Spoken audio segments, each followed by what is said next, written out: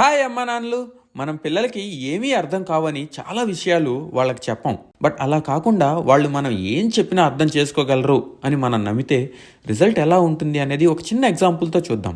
నాకు వాయుకి జలుబు దగ్గు ఎంతకి తగ్గకపోవడంతో యాంటీబయాటిక్స్ వేసుకుంటున్నాం.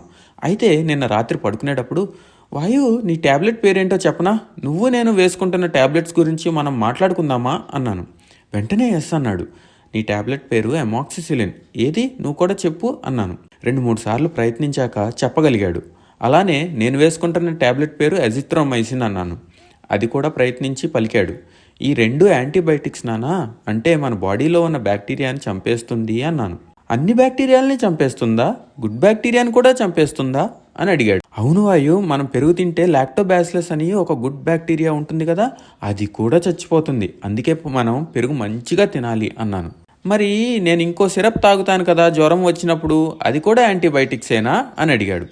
కాదు వాయు, అది పారాసెటమాల్. అది జ్వరం వచ్చినప్పుడు బాడీ వేడిగా అవుతుంది కదా, అప్పుడు బాడీ టెంపరేచర్ని తగ్గించి కూల్గా చేస్తుంది అని చెప్పాను. మరి అదేదో స్టిక్ లాగా ఉంటుంది, సంకలో పెట్టుకుంటాను అని అడిగాడు.